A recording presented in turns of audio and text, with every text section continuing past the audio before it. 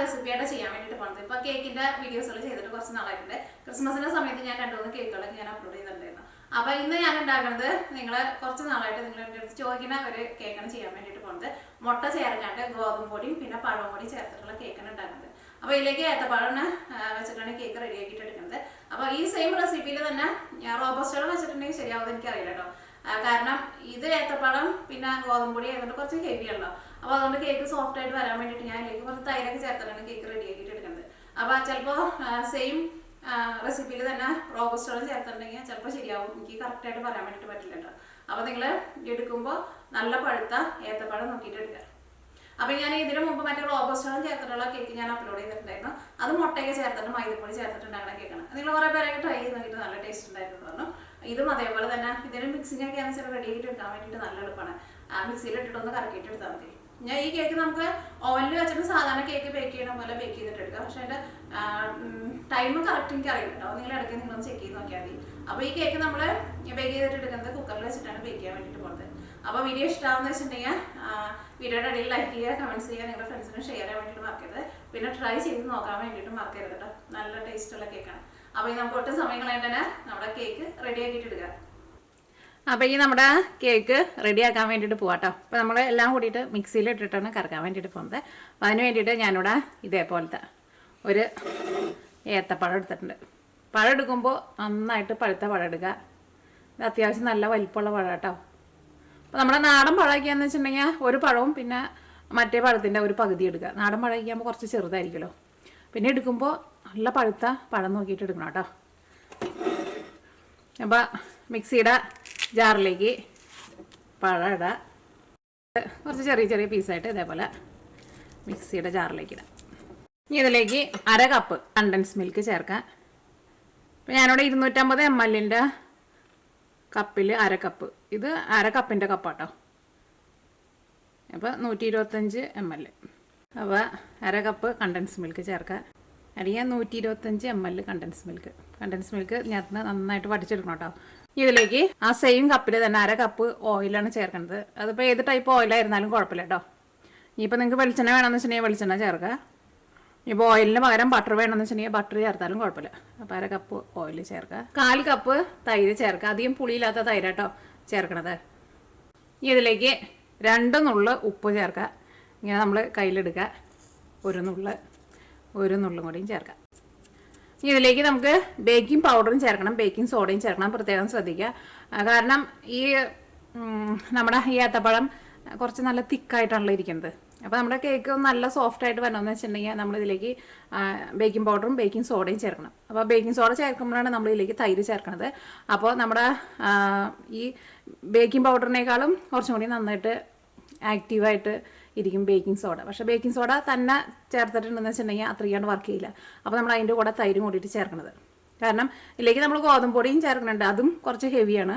പിന്നെ നമ്മുടെ ഏത്തപ്പഴവും കുറച്ച് ഹെവിയാണല്ലോ. അപ്പോൾ ഈ ബേക്കിംഗ് പൗഡറും ബേക്കിംഗ് സോഡയും തൈരും ചേർക്കാൻ വേണ്ടിയിട്ട് മറക്കരുത് കേട്ടോ. ഇത് 3ഉം ചേർക്കണം.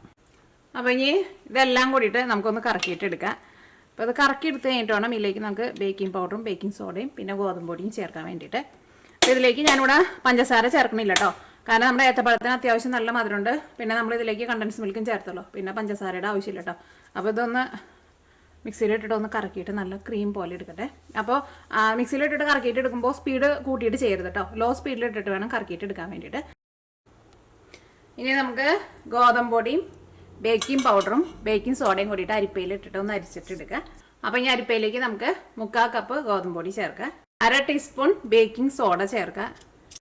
മെഷറിംഗ് സ്പൂണിലാട്ടോ ചേർത്തത്. ഇതിലേക്ക് 1/2 ടീസ്പൂൺ ബേക്കിംഗ് പൗഡർ ചേർക്കുക. ഇത് 1/2 ടീസ്പൂണാണ്. ഇനി നമുക്ക് 1 ടീസ്പൂൺ കൂടിയും ചേർക്കുക. ഇനി ഞാനിതിലേക്ക് കരയാമ്പൂ പൊടിച്ചതും ചേർക്കുന്നുണ്ട് കേട്ടോ. കരയാമ്പൂ പൊടിച്ചത് ഞാനിതിലേക്ക് 1/2 ടീസ്പൂണാണ് ചേർക്കുന്നത്. എല്ലാം കൂടിയിട്ട് മിക്സ് ചെയ്തിട്ട് നമുക്ക് അരിച്ചിട്ട് എടുക്കാം. ഒന്നും കൂടി ഒന്ന് മിക്സ് ചെയ്ത് കൊടുക്കുക. അപ്പോൾ എല്ലാവരും നന്നായിട്ട് മിക്സ് ആയിട്ടുണ്ട്. ഇതിലേക്ക് നമ്മൾ മിക്സിയിലിട്ടിട്ട് കറക്കി വെച്ചേക്കുന്ന നമ്മുടെ മിക്സ് ഉണ്ടല്ലോ, ആ മിക്സാണ് ചേർക്കാൻ വേണ്ടിയിട്ട് പോകുന്നത്. ഇതിലേക്ക് നമുക്ക് പാലും ചേർക്കണം കേട്ടോ. അപ്പോൾ നമ്മുടെ മിക്സിയിൽ അടിച്ച് വെച്ചേക്കണ മിക്സിങ് ചേർക്കാണ്.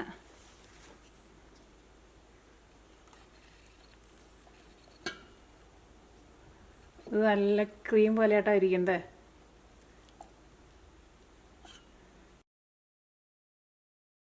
ഇതെല്ലാം കൂട്ടിയിട്ട് നന്നായിട്ടൊന്ന് മിക്സ് ചെയ്യുക. അത് കഴിഞ്ഞിട്ടാണ് നമുക്ക് ഇതിലേക്ക് പാല് ചേർക്കാൻ വേണ്ടിയിട്ട്. എല്ലാം കൂടിയിട്ട് നന്നായിട്ട് മിക്സ് ആവട്ടെ. അപ്പോൾ ഇങ്ങനെയൊക്കെ മിക്സ് ചെയ്യാൻ വേണ്ടിയിട്ട് ഇതേപോലത്തെ നമുക്ക് സ്പാച്ചില എന്ന് പറഞ്ഞിട്ട് നമുക്ക് കടയിൽ നിന്ന് വാങ്ങാൻ വേണ്ടിയിട്ട് കിട്ടും. സൂപ്പർ മാർക്കറ്റിലേക്ക് ഉണ്ടാവും കേട്ടോ. ഇതേപോലത്തെ ഒരെണ്ണം കിട്ടാമെന്ന് വെച്ചിട്ടുണ്ടെങ്കിൽ നിങ്ങൾ ഒരെണ്ണം വാങ്ങിച്ചോട്ടോ. ഇത് വെച്ചിട്ട് ഇങ്ങനെയുള്ള സാധനങ്ങളൊക്കെ മിക്സ് ചെയ്യാൻ വേണ്ടിയിട്ട് നല്ല എളുപ്പമാണ്. അതേപോലെ തന്നെ മിക്സിയുടെ ജാറിൻ്റെ ഉള്ളിൽ നിന്ന് നമുക്ക് മിക്സിങ് ഒക്കെ എടുക്കാനും നല്ല എളുപ്പമാണ്. അല്ലെങ്കിൽ നമുക്ക് മിക്സിയൊക്കെ വാങ്ങുമ്പോൾ അതിൻ്റെ കൂട്ടത്തിൽ നമുക്കൊരു പ്ലാസ്റ്റിക്കിൻ്റെ പോലത്തെ ഇതേപോലത്തെ ഒരു കിട്ടില്ലേ, ഒരു സ്പൂൺ പോലെ കിട്ടില്ലേ, അതായാലും കുഴപ്പമില്ല. അപ്പോൾ ഇതെല്ലാവരും നന്നായിട്ട് മിക്സ് ആയിട്ടുണ്ട്. ഇതിപ്പോൾ കുറച്ച് തിക്കായിട്ടല്ല ഇരിക്കുന്നത്. കേക്കിൻ്റെ ടെക്സ്ചർ കുറച്ചും കൂടി ഒന്ന് ലൂസായിട്ടിരിക്കണം. അപ്പോൾ ഇതിലേക്ക് നമുക്ക് ഇനി പാല് ചേർക്കാം. ഇതിലേക്ക് ഫസ്റ്റ് 1/2 കപ്പ് പാലാണ് ചേർക്കുന്നത്. അത് കഴിഞ്ഞിട്ട് നമുക്ക് മിക്സ് ചെയ്ത് നോക്കി കഴിഞ്ഞിട്ട് വേണമെന്ന് വെച്ചിട്ടുണ്ടെങ്കിൽ നമുക്ക് കുറച്ചുകൂടി പാല് ചിലപ്പോൾ ചേർക്കേണ്ടി വരും. കാരണം നമ്മൾ എടുക്കണ ഏത്തപ്പഴം ചിലപ്പോൾ ഇപ്പോൾ കുറച്ച് ചെറുതാ വലുതൊക്കെയാണെന്ന് വെച്ചിട്ടുണ്ടെങ്കിൽ അതനുസരിച്ചിട്ടായിരിക്കും അതിന് ചെറിയ വ്യത്യാസം വരാം കേട്ടോ. ഞാൻ ഇതിൽ മുമ്പ് ഞാൻ ഉണ്ടാക്കി കഴിഞ്ഞ് കഴിഞ്ഞപ്പോൾ 1/2 കപ്പ് പാലും പിന്നെ എക്സ്ട്രാ ഒരു 2 ടേബിൾ സ്പൂൺ പാലും കൂടി ചേർത്തിട്ടുണ്ടായിരുന്നു. ഇതിൻ്റെ മിക്സിങ് എങ്ങനെയാണെന്ന് അറിയില്ല. ചിലപ്പോൾ പഴത്തിലൊക്കെ ചെറിയ വ്യത്യാസം വന്നിട്ടുണ്ടെങ്കിലേ ചെറിയ വ്യത്യാസം വരും. നമ്മുടെ കേക്ക് ഉണ്ടാക്കാനുള്ള മിക്സിങ് റെഡി ആയിട്ടുണ്ട്. മിക്സിങ് നോക്കി ഇതേപോലെ ഇങ്ങനെ ഇരിക്കണം കേട്ടോ. ഭയങ്കര ടൈറ്റായിട്ട് ഇരിക്കരുത്. ഇതേപോലെ ഇങ്ങനെ കുറച്ചിങ്ങനെ ലൂസായിട്ട് ഇരിക്കണം. അപ്പോൾ അതനുസരിച്ചിട്ടാണ് നമ്മൾ പാല് ചേർത്ത് കൊടുക്കേണ്ടത്. ചിലപ്പോൾ നമ്മൾ എടുക്കണ പഴം ചിലപ്പോൾ ഇത്രയ്ക്ക് വലിപ്പമില്ല, കുറച്ചുകൂടി ചെറുതാണെന്ന് വെച്ചിട്ടുണ്ടെങ്കിൽ ചിലപ്പോൾ നമുക്ക് പാല് ഇത്രയ്ക്ക് ആവശ്യം ഉണ്ടാവില്ല. അല്ലെങ്കിൽ ചിലപ്പോൾ നമ്മൾ എടുക്കണ പഴം അല്ലെങ്കിൽ നമ്മളിപ്പോൾ പൊടിയിലെടുക്കുമ്പോൾ ചെറിയ വ്യത്യാസമൊക്കെ ഉണ്ടെന്ന് വെച്ചിട്ടുണ്ടെങ്കിൽ ചിലപ്പോൾ ആ പാല് ചേർക്കണതിൽ ചെറിയ വ്യത്യാസം ഉണ്ടാവും. അപ്പോൾ നിങ്ങൾ ഒറ്റയടിക്ക് അങ്ങോട്ട് ചേർക്കണ്ട. അപ്പോൾ ഞാനിപ്പോൾ ഇതിലേക്ക് കറക്റ്റ് 1/2 കപ്പ് പാലിന് ചേർത്തത്. ഇനി ഇതിലേക്ക് 1/2 ടീസ്പൂൺ വാനില എസൻസും ചേർക്കാം. വാനില എസൻസും നമുക്കിതിനകത്ത് നന്നായിട്ട് മിക്സ് ചെയ്യാം. ഇനി ഞാനിവിടെ ഈ കേക്ക് ബേക്ക് ചെയ്യാൻ വേണ്ടിയിട്ട് കുക്കറിൽ വെച്ചിട്ടാണ് ബേക്ക് ചെയ്യാൻ വേണ്ടിയിട്ട് പോകുന്നത്.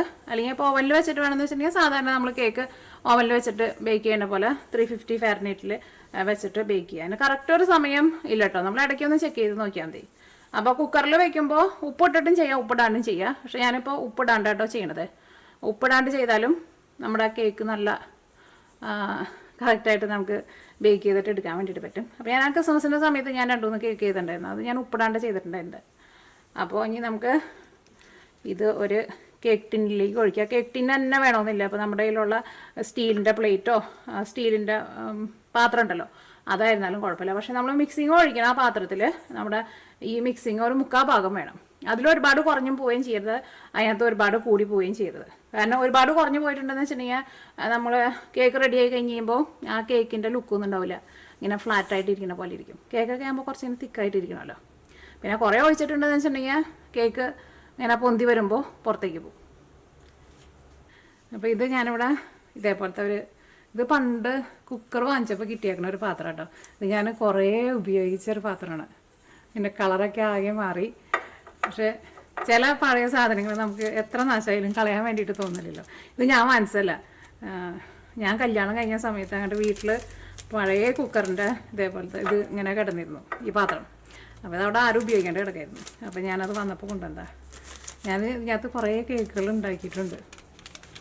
അന്നൊക്കെ എനിക്കാണോ കുക്കർ വാങ്ങുമ്പോൾ ഇതേപോലത്തെ ഇങ്ങനെ പാത്രം ഇങ്ങനെ വരാറുണ്ട്. ഇപ്പോഴത്തെ കുക്കറിനൊന്നും കാണാറില്ല. അപ്പോൾ ഇനി ഇതിലേക്ക് നമുക്ക് ഓയിൽ അല്ലെങ്കിൽ ബട്ടർ ആയാലും കുഴപ്പമില്ല ഒന്ന് തൂത്ത് കൊടുക്കാം. എന്നിട്ട് നിങ്ങളുടെ അടുത്ത് ബട്ടർ പേപ്പർ അല്ലെങ്കിൽ പാച്ച്മെൻറ്റ് പേപ്പർ ഉണ്ടെന്ന് വെച്ചിട്ടുണ്ടെങ്കിൽ അതിൻ്റെ ഉള്ളിൽ വയ്ക്കാം. ഇനിയിപ്പോൾ ഇല്ലയെന്ന് വെച്ചിട്ടുണ്ടെങ്കിൽ എന്ത് ചെയ്യണമെന്ന് വെച്ചിട്ടുണ്ടെങ്കിൽ നമ്മൾ ഇതേപോലെ ഇങ്ങനെ ഓയിൽ അല്ലെങ്കിൽ ബട്ടറോ സൈഡിലേക്ക് തേക്കണം കേട്ടോ. ഇങ്ങനെ തേച്ച് കഴിഞ്ഞിട്ട് ഇതിലേക്ക് നമ്മൾ കുറച്ച് ഗോതമ്പ് പൊടി ഇടുക. എന്നിട്ട് ഈ പാത്രത്തിൻ്റെ എല്ലായിടത്തും ഇങ്ങനെ ആക്കി കഴിഞ്ഞിട്ട് ബാക്കി വേണ്ടത് നമ്മൾ കുടഞ്ഞ് കളയണം. അങ്ങനെ ചെയ്താലും കുഴപ്പമില്ല. പക്ഷേ ഇതേപോലെ ഇങ്ങനെ ഈ ബട്ടർ പേപ്പർ അല്ലെങ്കിൽ പാച്ച്മെൻറ്റ് പേപ്പർ എന്ന് പറഞ്ഞിട്ട് നമുക്ക് സൂപ്പർ മാർക്കറ്റിൽ നിന്നൊക്കെ വാങ്ങാൻ വേണ്ടിയിട്ട് കിട്ടും. ഇതിനങ്ങനെ വലിയ വിലയൊന്നും ഇല്ല കേട്ടോ.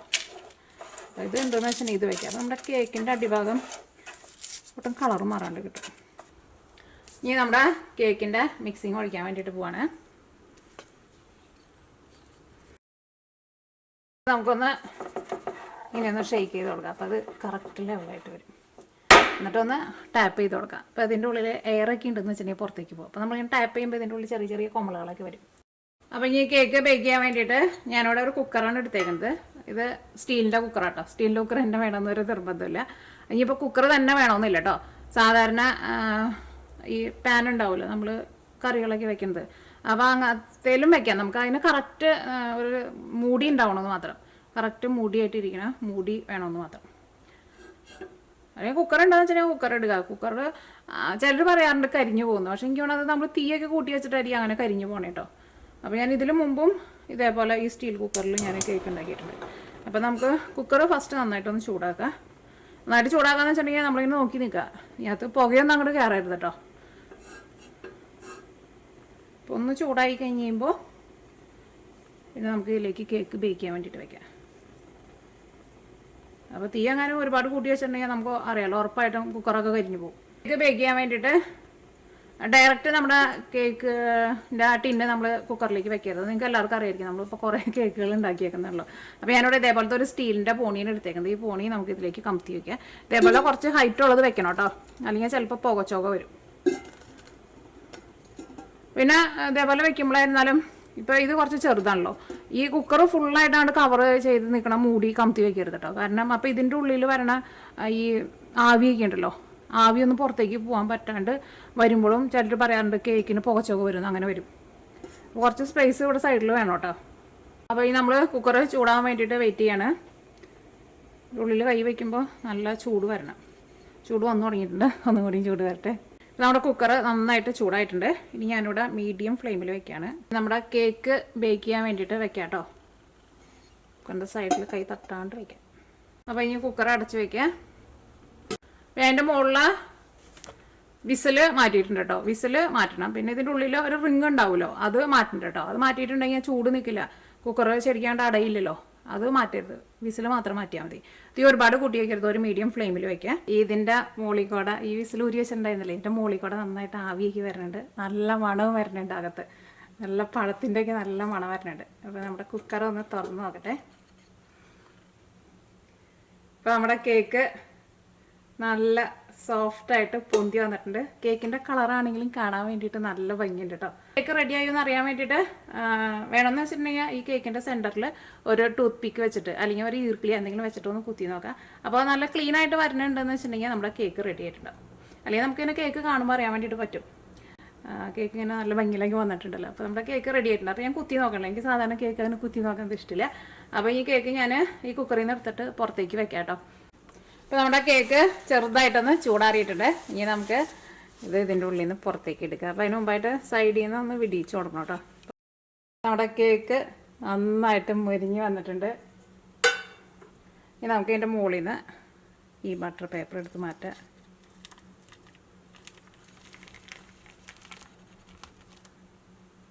പഞ്ഞി പോലെയായിട്ട് ഇരിക്കുന്നത്, നല്ല സോഫ്റ്റായിട്ടാണ് കേക്ക് ഇരിക്കുന്നത്. അപ്പോൾ ഈ നമുക്ക് കേക്ക് ഒന്ന് കട്ട് ചെയ്ത് നോക്കാം. കേക്ക് ശരിക്കും ചൂടാറിയിട്ടില്ല കേട്ടോ. നിങ്ങൾ കട്ട് ചെയ്യുമ്പോൾ നിങ്ങൾക്ക് ക്ഷമയുണ്ടെന്ന് വെച്ചിട്ടുണ്ടെങ്കിൽ കേക്ക് നന്നായിട്ട് ചൂടാറി കഴിഞ്ഞിട്ട് കട്ട് ചെയ്താൽ മതി.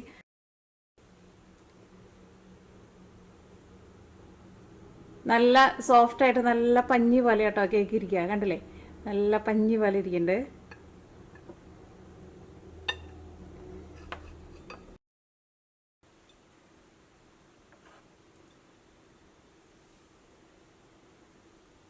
അപ്പോൾ നമ്മുടെ ആവി വറുക്കണ കേക്ക് നല്ല സോഫ്റ്റായിട്ടാണ് ഇരിക്കുന്നത്. ഇതാണ് ഇതിൻ്റെ കേക്കിൻ്റെ ശരിക്കും മോൾ ഭാഗം, നമ്മൾ കമത്തിയുള്ള വെച്ചിട്ടുണ്ടായിരുന്നത്. ഇത് കേക്കിൻ്റെ അടിഭാഗം നല്ല. അപ്പോൾ കേക്ക് ഞാനൊന്ന് കഴിച്ച് നോക്കട്ടെ കേട്ടോ. കഴിച്ച് നോക്കിയിട്ട് പറയാം കേക്കിന് മധുരമൊക്കെ ഉണ്ടെന്ന് പറയാം. കേക്കിൻ്റെ പുറത്തൊക്കെ നന്നായിട്ട് മുറിഞ്ഞിട്ടാണ് ഇരിക്കുന്നത്. ഉള്ളിലാണെന്ന് വെച്ചിട്ടുണ്ടെങ്കിൽ കേക്ക് നല്ല സോഫ്റ്റായിട്ടാണ് ഇരിക്കുന്നത്. ഇനി എക്സ്ട്രാ പഞ്ചസാരയൊന്നും ചേർക്കണ്ട കേട്ടോ. അത്യാവശ്യം നല്ല മധുരം ഉണ്ട് കേക്കിന്. കേക്കാന്ന് വെച്ചിട്ടുണ്ടെങ്കിൽ ഉണ്ടല്ലോ നല്ല പഞ്ഞി പോലെ ആയിട്ടാണ് ഇരിക്കുന്നത്, നല്ല സോഫ്റ്റായിട്ട് ഇരിക്കുന്ന കേക്കാണ്. എനിക്ക് ഈ കേക്കിൻ്റെ ഈ മുരിഞ്ഞ ഭാഗം കഴിക്കാനായിട്ടോ കൂടുതലും ഇഷ്ടം. ഈ മുരിഞ്ഞത് കഴിക്കാൻ വേണ്ടിയിട്ട് നല്ല ടേസ്റ്റാണ്. അപ്പോൾ നിങ്ങളെല്ലാവരും ട്രൈ ചെയ്ത് നോക്കുക. ട്രൈ ചെയ്ത് നോക്കിയിട്ട് ഫീഡ്ബാക്ക് പറയാൻ വേണ്ടിയിട്ട് മറക്കരുത്. അപ്പോൾ ഈ നമുക്ക് നാളെ വേറൊരു പുതിയ റെസിപ്പി ആയിട്ട് വരാം. അപ്പോൾ ഈ കേക്ക് ഞാനിവിടെ ബേക്ക് ചെയ്യാൻ വേണ്ടിയിട്ട്, ഇപ്പോൾ നമ്മുടെ കേക്ക് കാണാൻ വേണ്ടിയിട്ട് അത്ര ഭംഗിയില്ല, അതിൻ്റെ അടിഭാഗത്തൊക്കെ നമ്മൾ കട്ട് ചെയ്തെടുത്തിട്ടോ നീങ്ങിയിരിക്കട്ടെ. അപ്പോൾ കേക്ക് ബേക്ക് ചെയ്യാൻ വേണ്ടിയിട്ട് ഞാനിവിടെ 1 മണിക്കൂറായിട്ട് എടുത്തിട്ടുണ്ടായിരുന്നത്.